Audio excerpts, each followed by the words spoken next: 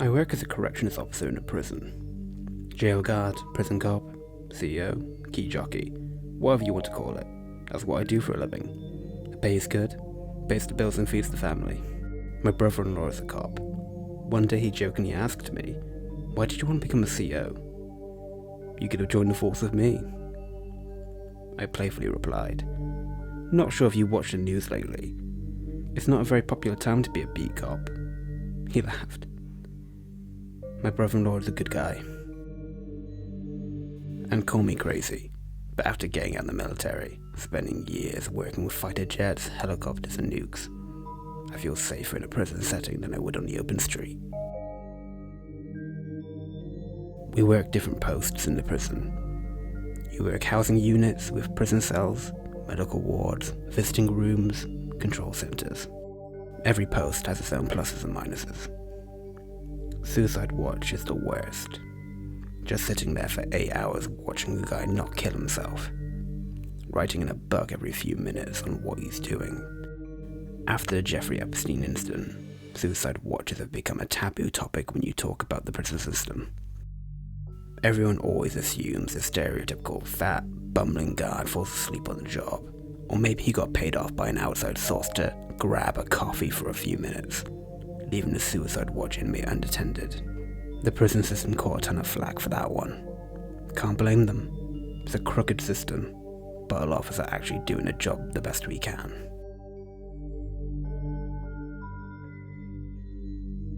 I always had a savior complex as a kid. I wanted to believe in justice, even with all the corruption we have going on in the government. I guess I read too many Batman comics as a kid. My parents are dead too, if that helps plead my psychological case at all. Sorry, bad joke. So, working in the medical ward with suicide watch involves you sitting in a chair in front of a suicide cell with an open glass window so you can see inside. There is a toilet, a bed, a sink, and a railing if the suicide inmate wants to look out the window. Each suicide inmate has to wear a suicide smock in replacement for their clothes and a blanket. It's like a medical gown. I guess they assume you could attempt to choke yourself out with any item of clothing you may have had. Sometimes the suicidal inmate is aggressive. Sometimes he's just depressed. It all depends on who's in there. It could be a guy in there for a life sentence of murdering his wife, or a guy who lost his wife and kids to a divorce and a restraining order because he got busted with a hard drive full of kiddie porn. You never know who's going to end up in there. I've seen a lot of sick shit through my minimal time in the prison, so nothing really surprises me anymore. It's not so much the suicidal inmates that disturb me, so much as the suicide cell itself does. I get in my head too much thinking about it. I'm one of those people who will think too much about something, and once it bleeds into my subconscious, I end up having some fucked up dreams. This is definitely the case with the suicide cell. I've started to have this reoccurring nightmare recently. Not so much reoccurring, but almost continuing. It's like an episodic dream. It continues every night and disturbs me more every time. The dream always starts the same. I'm in the hallway of the medical ward by the suicide cell. The white walls seem so dull, and only a few of the fluorescent light bulbs are working on the ceiling, humming like a mosquito that's been starving to death without a blood source. The hallway is nearly black except for where the only working bulbs are located, by the suicide cell. I begin to slowly walk down the hallway to the cell. I heard the 2 sets of keys from my duty belt jingling loudly. If there is an inmate in that cell, he sure as hell knows I'm on my way to him. My leather boots make a muffled thump against the dirty tarred floor as I walk. I make it to the suicide cell on the left and slowly make my way to the observation window. The light to the cell is off, but you can still see properly with the overhead lights from the main hallway. I look into the cell. I see someone in the cell with his back turned from me.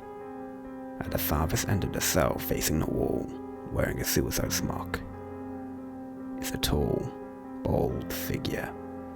It must have been about 6'1" or 2, not terribly tall. But what was unsettling was his head. It had an elongated, bald, pale white head. His head was almost shaped like a pill. It looked so unnatural for a human being to have a head that shape. In the middle of the back of his head was a large crack with a collection of stitches inside of it. What was eerie though was the stitches didn't appear to be medical stitches. They appeared to be done as though they were done with a sewing kit by someone without much experience in sewing. The stitches were jagged, some done in straight X's, while others appeared to be fringed, and pieces of string were flopping off the back of his large, misshapen head. It looked as though someone was frustrated and angry as they did the sewing job. It just looked wrong. Not that any of this figure seemed right to begin with. Slowly but intently, the figure turned around to face me. I began to gasp, but bit my lip to stop the shock from escaping any further. The figure had large white eyes with nothing but beady black pupils. There were no eyelids on his face. Its stare was unfiltered and piercingly horrifying. The creature had no lips, but a large collection of white, human-like teeth that were formed into a smile. It just stared at me for what felt like an eternity, smiling. Though its expression appeared manic and aggressive in its description, it actually felt more calm and calculated, like this was the creature's constant expression, and it was just getting its first visual taste of me. As though the creature was taking my appearance in before speaking. From now on, I will refer to the creature as SI for suicidal inmate. The mouth of the figure shot open quickly like a nutcracker. Sound came out, but the mouth did not move with the words. The mouth just stayed open, a black gaping hole in between 2 rows of giant white teeth. The voice sounded off. One voice came out of the mouth, but in my head, it was received as 2 different voices. One sounded like an average man, calm and assuring. The other voice sounded deep and growling, almost satanic in its tone. An aggression that sounds as though it's being held back by gnashed, restrained teeth. "Good evening," SI said. I was paralyzed with fear. My mouth was open at this point, softly gasping for breath. I was hyperventilating. No amount of law enforcement training could have prepared me for this, but I knew I wasn't in the real world. I knew this wasn't reality. And if it was, it sure as fuck was not our reality. Sounds tumbled out of my mouth in a panic with the precision of a man falling from a skyscraper. SI's head slightly tilted to the side in an unnatural way, like a pinwheel rotating. "You seem surprised to see me." I swallowed a shrapnel stale air and finally found some words. What are you?" The mouth of SI slowly closed. It closed like an animatronic figure at the end of a sentence, gently moving back into place with no sense of urgency, so mechanical and dead in its movement. The giant-eyed stare was completely the same, but different now, as though it had accepted that I do not understand where I truly am, or what my purpose in being here is. SI lifted one long, gangly arm. 5 unnervingly long, bony finger stretched out and formed into one finger pointed directly at me. The pointer finger sharply made a downward motion, directing me to something on the table in front of the cell. A green suicide log sat on the table, a log meant to write in the activities of the inmate every few minutes. SI slowly opened its mouth once again, and the two voices spoke. "We have much to talk about." The pupils of the creature slowly moved to the clock on the wall beside me, which read 12 a.m. SI spoke.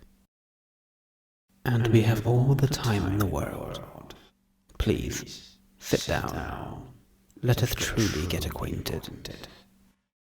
SI began to move forward with confidence. After its first step was completed, I woke up.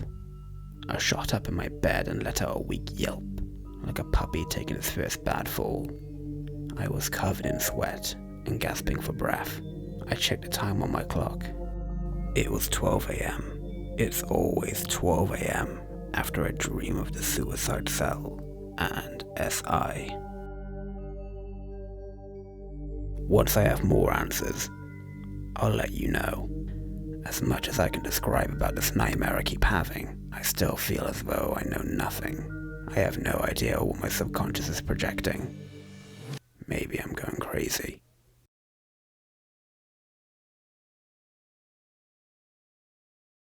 Keep Frosty.